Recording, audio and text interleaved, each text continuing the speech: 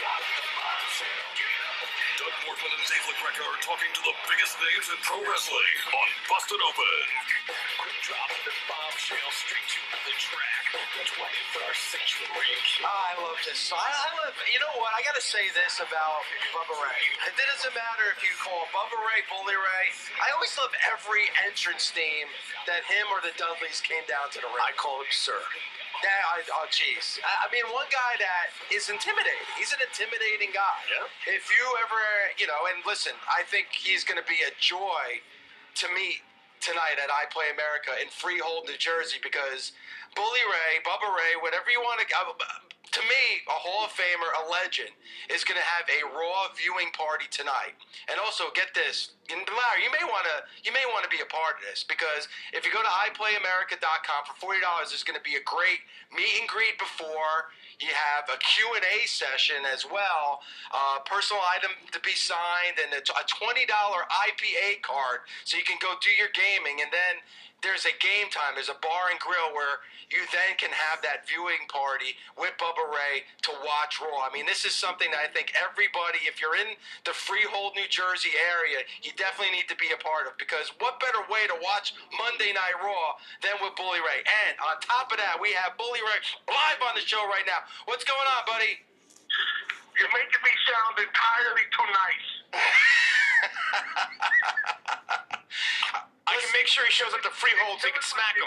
Killing my credibility. I don't want to kill your credibility, but I do want people to come to I Play America in Freehold, New Jersey tonight. Okay, like my name can't draw people on its own. I need you to whore me out. I wouldn't call it whoring, but I think this is a pretty cool event tonight. How did you get involved?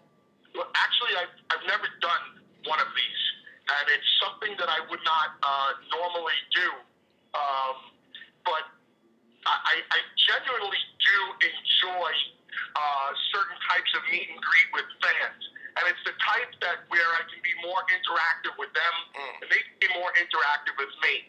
Too many times, over my career, the meet and greets are they're so quick. Hello, goodbye, here's your signature, and, see you next time.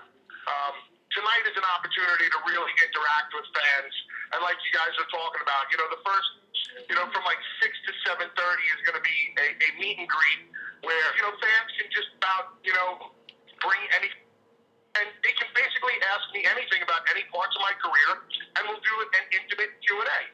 So, and then for people, later on in the night that want to watch Raw, I'll watch Raw with them, talk about whatever they want to talk about, and we'll have a good time. Now, you said that you normally don't do this, and like you said, with the autographs, it's so impersonal because it's just like a couple of seconds, you sign the signature, and they move on. Now they have the actual event to be able to ask you any kind of question. What kind of questions do you think you're going to get? Because we had Tommy Dreamer in studio not too long ago, and he always says that somebody asks him, they hit him with a kendo stick. I mean, what kind of requests do you think you're going to get tonight? Oh, well, I mean, I've had hundreds of people say, hey, will you put me through a table? Like stuff like that. I really don't care about the questions I get asked. You guys know that I've been pretty much an open book my whole career. I'll talk about whatever the fans want to talk about. Most people want to talk about old school ECW, or they want to talk about a TLC match, or what would it like to put makeup through a table, or, they want to talk about the last WWE run. So it's all good with me. As long as it's a positive, interactive experience and everybody has fun, that's all that matters. We can go a lot of different directions with you with the career that you've had, but one of the things I've always respected about you is you've always been able to keep such a great relationship with the WWE and also TNA. I mean, a lot of your students that you train down there at your world-class school down in Florida have gone on and done some work for both companies, and with the changes in TNA happening now, it's been kind of underreported because it's been out there for so long. How do you feel with Anthem taking over and Dixie being gone? Do you think it's going to be good long-term for TNA? Or how do you feel about Dixie personally going forward with that stuff? Well, here's the thing. I was with TNA for 10 years. I was with TNA technically longer than any other company, really. So I know the inner workings of that company. I know who the players are. I know who the assets are. I know who the detriments are. Not only was I obviously a tag team wrestler there with Devon, but then when I reinvented myself and became Bully Ray, I was actually involved creative process, so to speak. I wasn't a writer or anything, but I was an agent and a producer in TNA. So I saw how the whole creative thing went down, and I also had the pleasure of working with, like Eric Bischoff and Hulk Hogan. I can tell you this, for the first time in a long time, I am optimistic about TNA's future, because I do believe that they have gotten rid of the problems that they've always had. Anthem is going to be a good business decision, and they're going to make good business decisions. At least I hope they do. When you look at TNA and you look at their history, there's always one common denominator in the reason why they haven't been able to put their best foot forward. And I think that common denominator is now out of the equation. With your future, with the run you just had with the WWE, do you still have an open door to possibly go back with TNA? I'm only going to go places that I genuinely have something fun to do. That's not a canned answer. It's all about business to me. It's about money, and it's about having new, refreshing, interesting things to do. The two things that I always hear from fans on social media, and social media truly is the only barometer that we have when it comes to what fans actually want to see from you. The two things I get the most is, are we going to see Bully Ray in the WWE, and are we going to see Bully Ray back in TNA, most importantly, against Matt Hardy? And these are the things that I think, at least my fan base, always asks me about. So I'm open to a lot of things, and we'll see what happens. I mean, what's your guys' opinion? Let me turn it back on you. What's your opinion? Well, you know what, Bully, when it comes to stuff like this, I guess as fans and even as hosts, we do fantasy booking. And knowing how you were as champion and how you were as a singles wrestler, because that was one of my favorite moments in TNA. We've had you on the show many times, and it being in San Antonio when you turned and in that cage with Jeff Hardy, I think that was one of the signature moments. And then fast forward to another signature moment right here in New York City where you put Dixie through a table.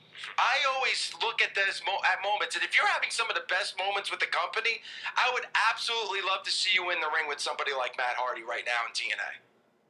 And those moments that you bring up are important moments for a reason, and I'll give you the reason. And this is not blowing smoke up my own ass. This is just fact.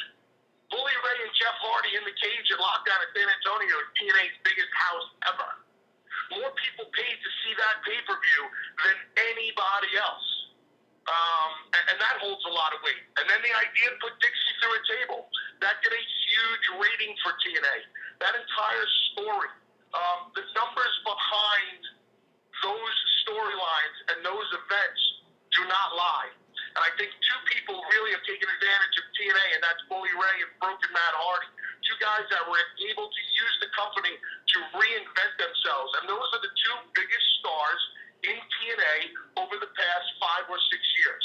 And I think fans would be salivating to see that storyline, not that wrestling match, because I don't particularly think that wrestling matches,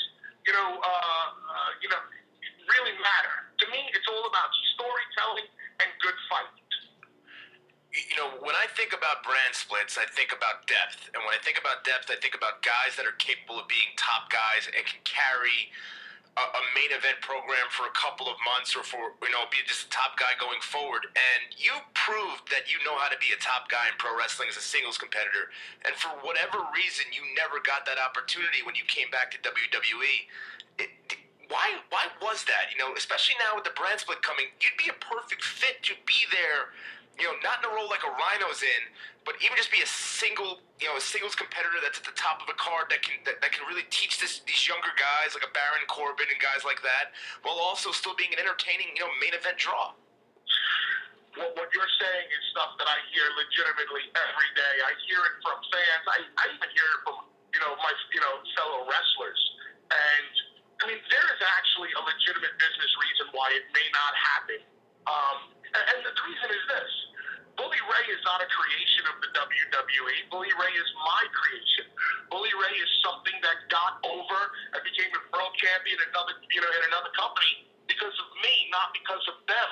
So WWE, they're on they're on their youth movement. They have their guys that they want to create, their guys that they want to get over, and that's great because that's what they want for their business, and that's totally fine with me. But that's the reason why I think you might not see Bully Ray in the WWE. Although I know, and I can tell you right now, Bully Ray goes to the WWE. I'm the top heel there overnight. Boom, done, see ya, bye. Because when it comes to being able to be the most hated guy out there, there's not a guy in the business who can do it better than me. Dave LaGreca, Larry Dallas here on Busted Open with the great Bully Ray. Bully Ray, of course, is going to be a part of a once-in-a-lifetime event right at Freehold, New Jersey. Everything that's great happens in New Jersey. Freehold, New Jersey at I Play America at the Game Time Bar and Grill, viewing party with Raw, and then beforehand from 6 to 7:30, VIP meet and greet with Bully Ray. Again, once-in-a-lifetime opportunity. Get tickets at iPlayAmerica.com. Bully, what did you think of your last run in the WWE? I thought it was good. That's the only word I can put on it is good. And when I say good, I'm just going to say it was good for the fans. It was great for me and Devon financially. It was great for me and Devon fun-wise. I mean, the WWE has always treated me and Devon like gold. They really have, and I'm talking about from a business point of view, also from an in-ring point of view. I mean, listen, we're the most decorated tag team in the history of the WWE and in pro wrestling, so they've always done the right thing by us, and they didn't create us. You know, that's the crazy thing. So the last run was good, and the reason I'll say it was only good is because fans wanted so much more, and we knew that we could deliver so much more. We knew that we were capable of maybe helping out more teams. Everybody said that they wanted to see us be the champions again. I mean, that would have been fine. You know, it's no big deal that we're not, but it just seemed like the fan base, the WWE universe, wanted more, but the WWE wanted us to do some very specific things for them. They wanted us to help very specific guys. They totally mapped out to us beforehand what they wanted, and we were more than happy to do business with them the way they wanted to do it. You know, you mentioned that you're the most decorated tag team in wrestling history, and part of that includes your run in Japan. Did you get any chance to see the match that everyone's talking about with Omega and Okada? I did not get a chance to see the whole match. I'm hearing a lot of phenomenal things about it. I do look forward to seeing it.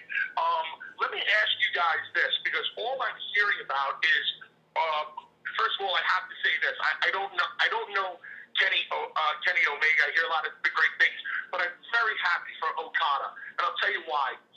Okada is a kid that I knew when he first came to TNA, and had the unfortunate experience of being put in a mask and having to take pictures of Samoa Joe, and was treated like a bottom feeder.